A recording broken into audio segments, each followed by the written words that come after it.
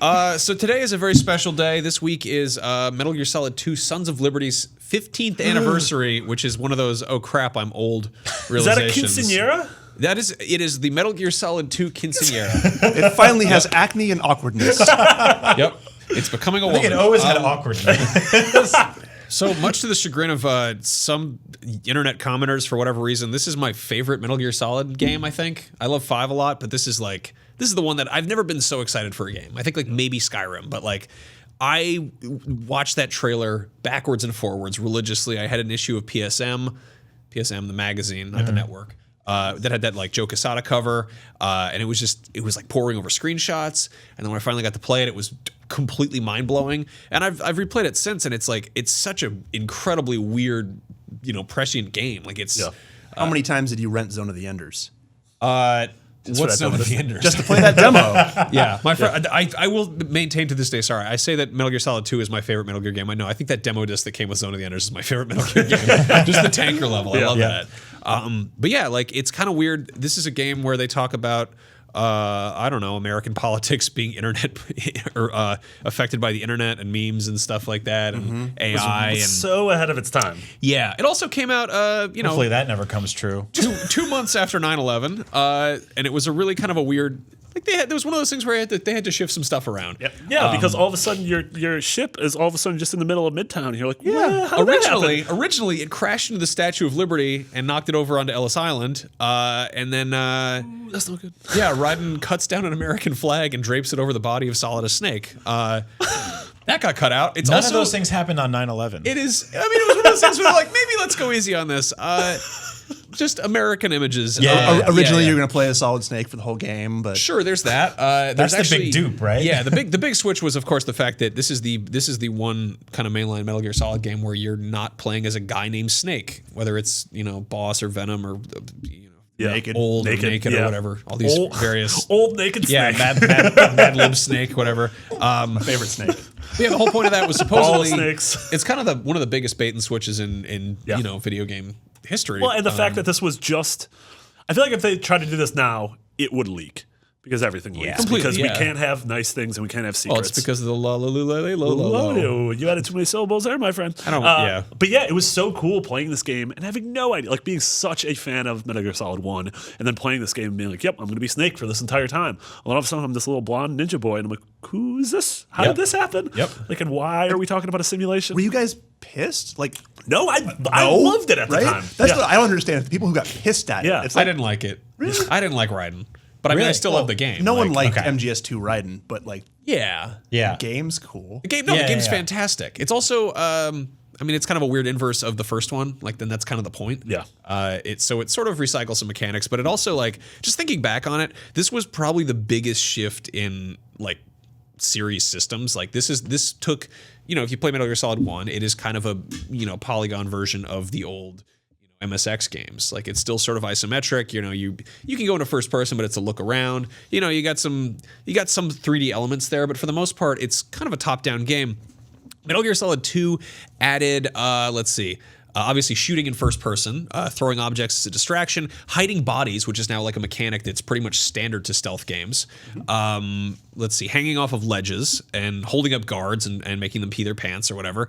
Collecting dog tags, using first aid on top of just rations, which was obviously expanded a lot upon in 3. The tranquilizer gun, which was kind of key to the whole non-lethal playthrough thing. And porno that you could leave out to distract dudes. Yeah. Was this the first game where you could really just kind of play around with the enemy AI? I mean, even in the demo disc, like you were shooting ice cubes and watching them melt. Yeah. And yeah. Yeah, it's weird because like when you hear stuff like hiding bodies and hanging off of ledges in 2016, you're like, so? Exactly. Shut up, Grandpa. And it's like, no, you don't understand. Like games didn't really let you do stuff like this. you could jump over ledges. Yeah, exactly. Yeah. Maybe in some of the games you could. Yeah, but there's a lot of really weird trivia about this game. I think there was a document that got put up, like either as a making of book or something, but it talks about all the stuff that Kojima originally wanted to have in it.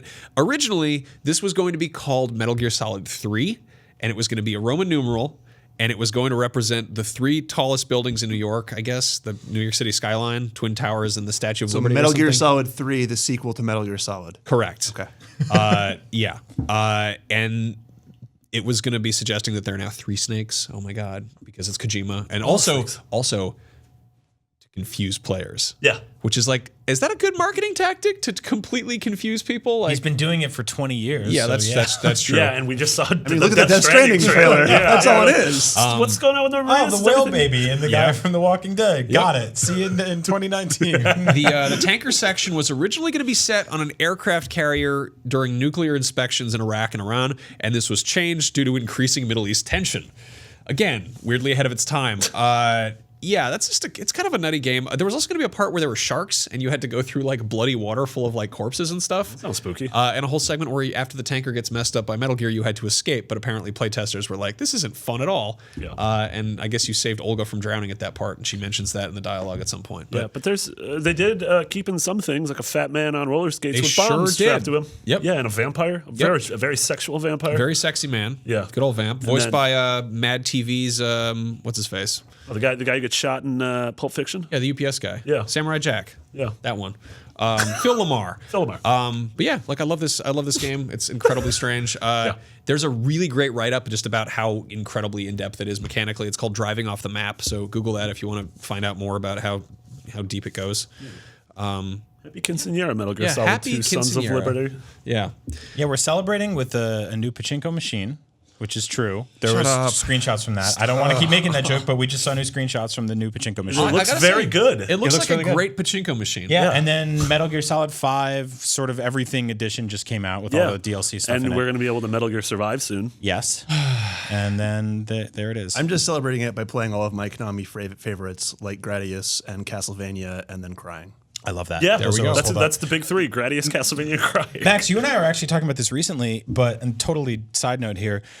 Do you feel like Kojima feels like he lost custody to like one of his children with all this thing? Like with the fact that he can't make anything with Snake anymore. He can't do anything with Metal Gear anymore. Like that's in the hands of somebody else. Like he basically went through a custody battle with his ex-wife. She got custody, and now he has to go make the Whale Baby game with the Walking Dead man.